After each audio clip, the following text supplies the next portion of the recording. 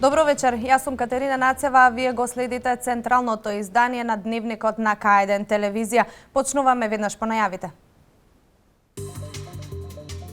Заменик министерот за економија Христијан Делев во посета на Демир Капија.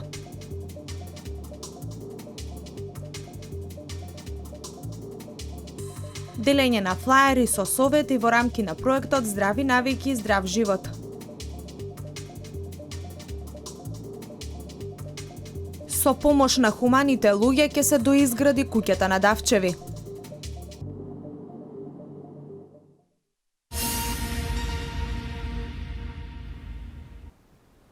Заменик министерот за економија Христијан Делев денес ја посети општина Демир Капија. Заедно со градоначалникот тие го посетија градскиот пазар, но и текстилните компании.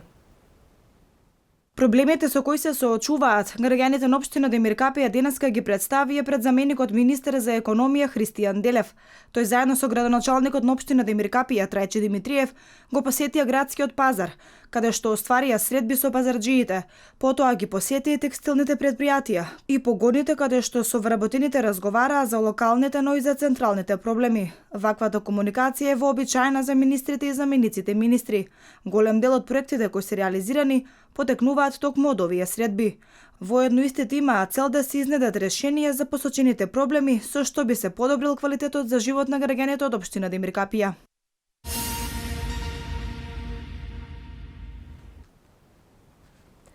Градежни инженери, архитекти, економисти и советници – ова се профилите кои ги бара ТИРС. Поради зголемениот обем на работа, ТИРС по трет пат објави оглас за вработување на соодветни кадри. ТИРС по трет пат објави оглас за пополнување 4 работни позиции поради зголемениот обем на работа и дополнителни законски ингеренции. Директорот на ТИРС Виктор Мизо објасни дека не можат да најдат соодветни кадри. Се бараат 3 лица градежни инженери и архитекти со најмалку 2 годишно искуство.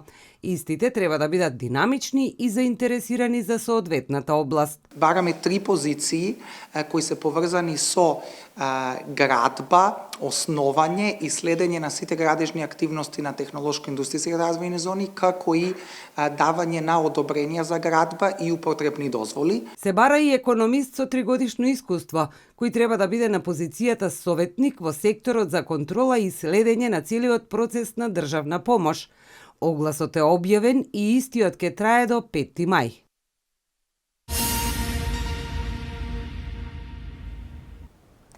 Во Кавадарци наскоро се планира изградба на нова детска градинка. Станува збор за реконструкција и адаптација на старата лабораторија. За неколку месеци ќе треба да биде подигната градинка во која ќе бидат сместени околу 100 деца. Колешката Мартина Митков денес разговараше со секретарот на локалната самоуправа. Да погледнеме дел од разговорот. Најнапред добар ден. Поздрав до гледачите на вашата телевизија. Станува збор за реконструкција и адаптација на простор, односно на објект кој што се наоѓа во здравствен дом Кавадарци или попознат во општина Кавадарци како старата лабораторија. Капацитетот на она што е предвидено согласно основниот проект да се реализира изнесува околу 100 деца. Сметате ли дека со изградба на овој еден објект ќе се задоволат потребите на градот? Не, нема целосно, односно во целост да се задоволат потребите. Со ова само би го ублажили еден од најгорчливите проблеми кои што се соочуваме во делот на сместување на децата во детската градинка Рада Поцева во Кавадарци и остануваме посветени во целост кон идно решавање на овој проблем.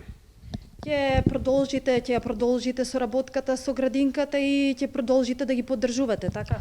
Се разбира, значи од 2009 откако актуелната власт и градоначалникот Панов ја предводат општината, се превземени низа чекори и низа мерки во делот на надминувањето на овој проблем, а тоа се сместувачките капацитети во детската градинка. Во секој случај соработката и начинот и на како и на кој начин да се надмине овој проблем во иднина, да стоиме на располагање во секој случај.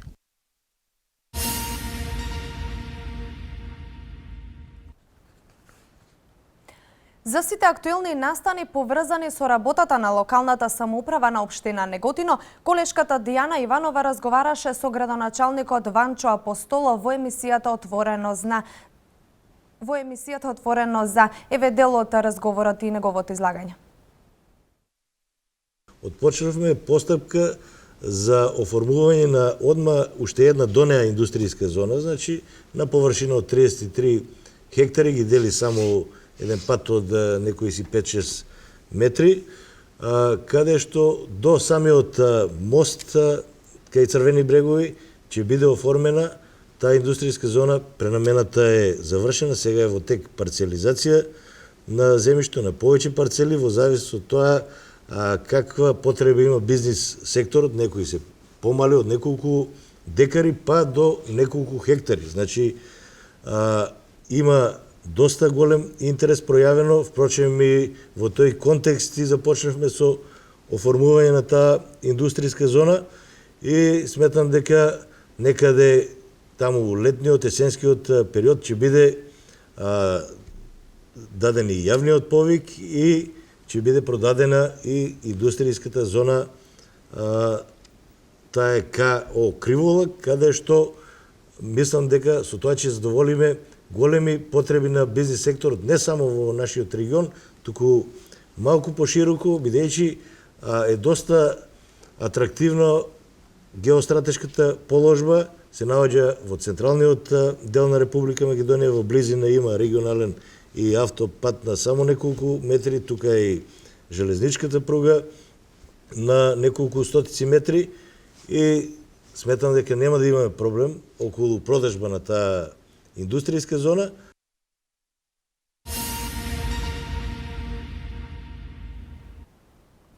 Опожарениот дом на семејството Давчеви почнува одново да се гради и овој пат со помошта на хуманите луѓе.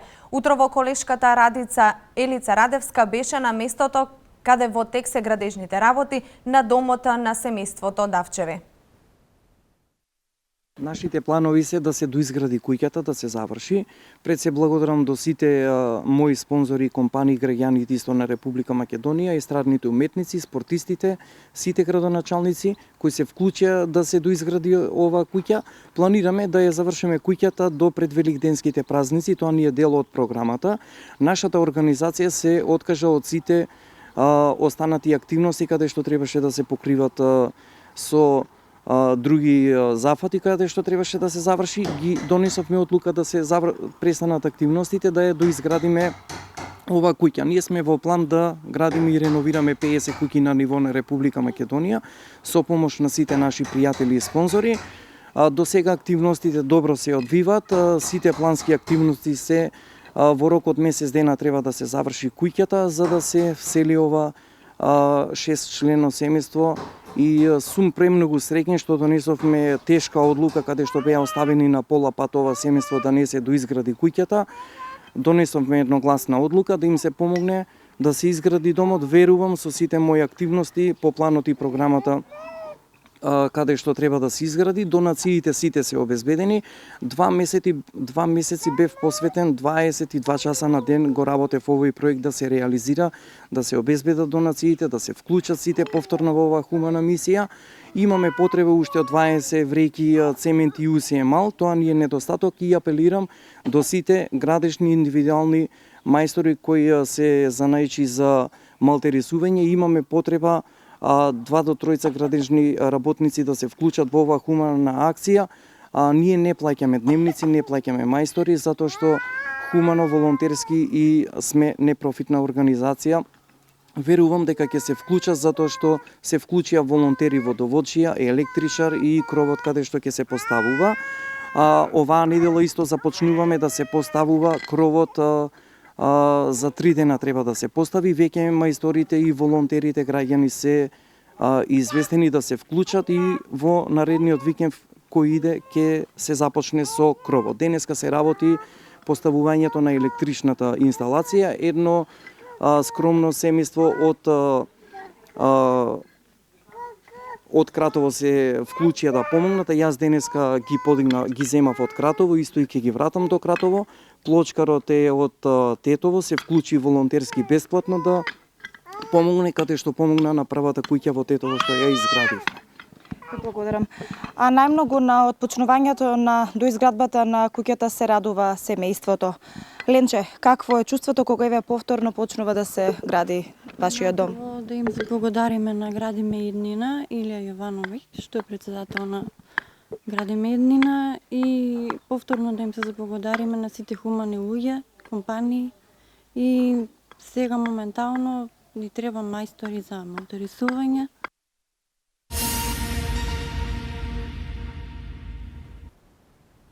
На денешен ден пред точно 143 години тргнал првиот воз од Велес до Грацко, а понатаму со градењето на железничките пруги низ Македонија почнува времето на железницата.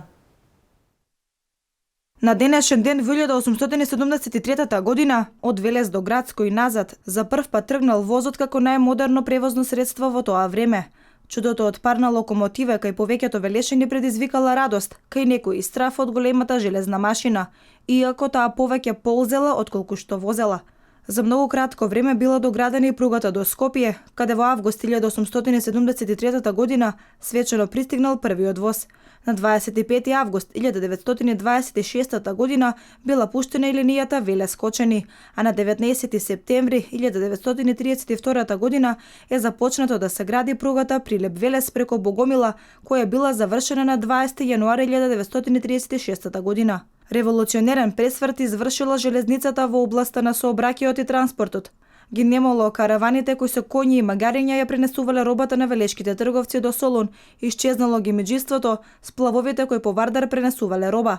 Во овој период предностите на железничкиот сообраќај биле такви што не можело воопшто да се споредат со било кој друг вид сообраќајно средство кое се употребувало дотогаш. Денес, со последните инвестиции кои што ги спроведува Министерството за транспорт и врски, возот повторно се враќа како главно превозно средство, но на што загрижува е фактот што по само еден месец од пуштањето во употреба на еден од новите возови стана мета на несовесни граѓани кои оштетија дел од опремата во него.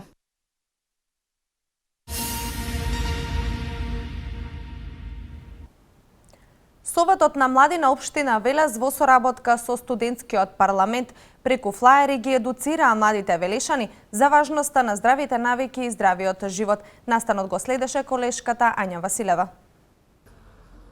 Здравата исхрана и правилната физичка активност мора да одат рака под рака за да се исполни крајната цел – здрав живот, велат од Советот за млади. За таа цел тие поделија флаери на младите велешани. Оваа активност ни е дел од проектот Здрави навики, здрав живот, кој го спроведуваме од 1 мај, така да во изминатиот период се анкетира млади лица на возраст од 15 до 29 години. Во соработка со Технолошко-технички факултет од Велес ќе се организираат неколку едукативни средби, кај што професори од факултетот ќе држат едукативни предавања, ќе ги советуваат младите како да постапуваат во таа област.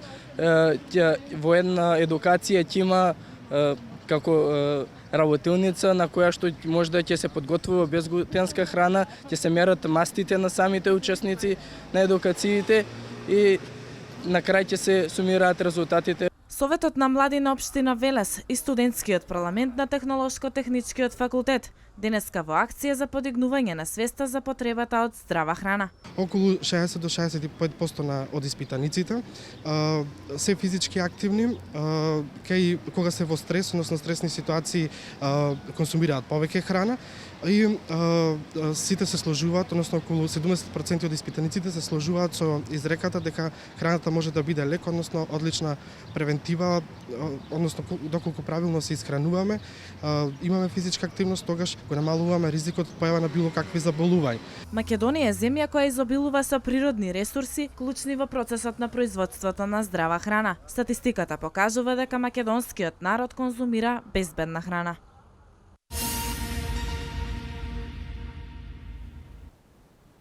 Креативност и мизерија е насловот на изложбата на велешанецот Трајче Чатмов, кој синоќа во ликовниот салон ја представи пред своите сограѓани. Станува збор за експресионистичка постапка со јасно изразени линии, со цел да се прикаже емоционалното искуство на актерот.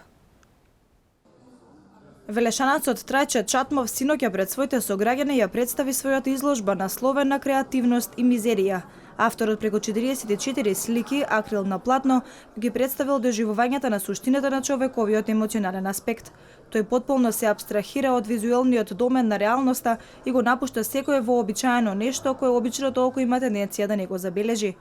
Напротив, тој го слика доживеаното и ги пресликува чувствата кои можат повеќе или помалку и секој пат со различна нота и интензитет да се изразат. Овдека преовладуваат конкретна приказка, конкретна експресија, секаде се фигурите присутни, посебно човекот или некое животно, предплетено низ условно кажано секојдневни човекови приказки кои што ги живееме сите ние малце на некој саркастичен во моменти начин.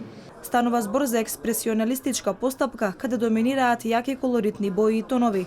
Воедно доминираат јасно изразени линии со една единствена цел да го докажат емоционалното искуство на самиот автор, вели рецензентот на изложбата Ели Василевска-Илиевска. Тој се обидува да постигне да го прикаже своето емоционално искуство како што би го видело едно дете или човек кој што се запознава со емоцијата за прв пат, со целата своја изненаденост и во оние силни емоционални доживувања, меѓутоа и во секојдневните поздравувања, значи најобичните секојдневни сосредоточување со секоја животна ситуација. Она што е многу интересно и забележливо, што доминира на овие слики според рецензентот Василевска-Илиевска е тоа дека доминира живот, со представувањето на човекот и животното како олицетворение или отелотворување на известни искуства кои уметникот во моментот сакал да ги прикаже.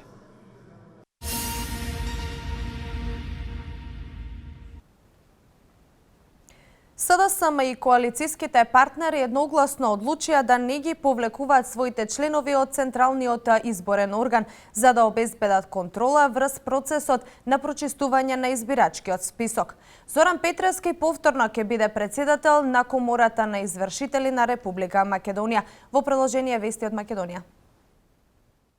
Виолета Дума и Игор Милев остануваат членови на Државната изборна комисија. Социјалдемократскиот сојуз на Македонија и коалицијските партнери едногласно одлучија да не ги повлекуваат своите членови од Централниот изборен орган за да обезбедат контрола врз процесот на прочистување на избирачкиот список. Во соопштението на опозицијските партии од средбата со ЗАЕФ стои дека, цитирам, учеството во Државната изборна комисија има цел да ги спречи манипулациите и злоупотребите што се обидува да ги прави власта на Груевски, затворам цитат. Опозицијата за повлекување на двајцата членови на ДИК, предложени од опозицијата, ја актуализираше ЗАЕФ при завчерашното објавување дека Социјалдемократскиот сојуз на Македонија нема да учествува на нерегуларни избори на 5 јуни.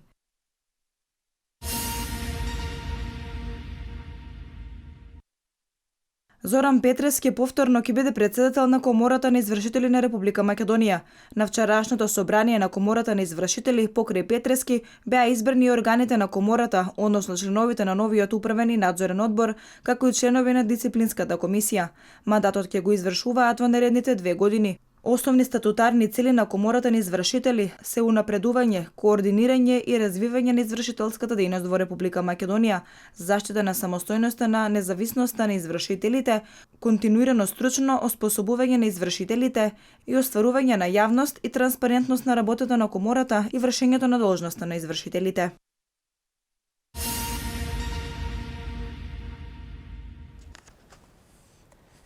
Петмина мигранти пронајдени мртви во Егејското море. САД ќе обезбеди хуманитарна помош за Ирак во висина од $155 милиони во приложение вести од светот. Грчките крајбрежни власти соопштија дека 5 мигранти се удавиле во источниот дел на Егејското море, откако се превртел пластичниот чамец со кој тргнале од турскиот брег кон Грција. Инцидентот се случи еден ден откако со 2 ферибота беа вратени над 120 мигранти од грчкиот остров Лесбос во Турција. Тоа беше втора акција за враќање на мигранти во Турција, во согласно со договорот меѓу Европска унија и Анкара за запирање на бранот мигранти преку Егејско море во Европа.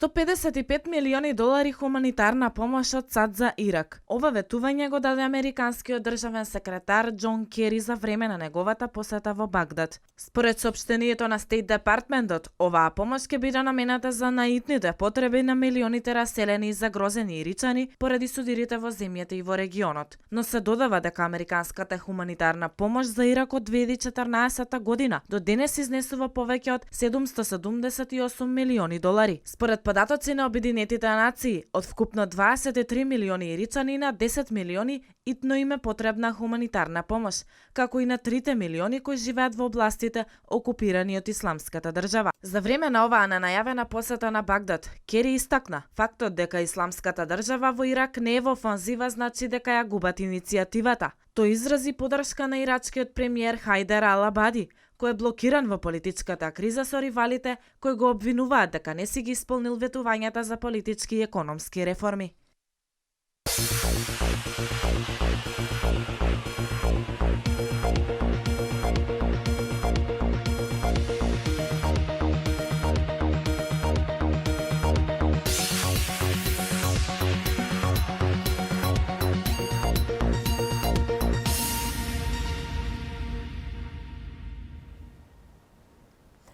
Денеска имавме претежно облачно време со повремени локални врнежи од дожд.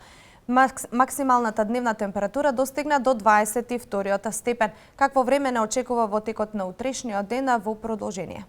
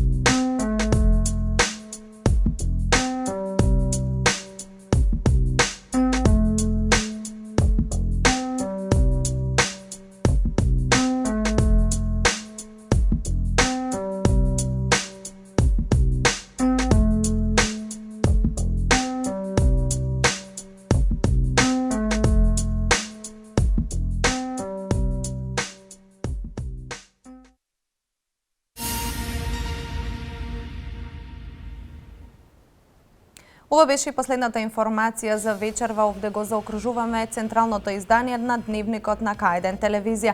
Јас ви посакувам пријатна вечер со програмата на К1 телевизија. Пријатна!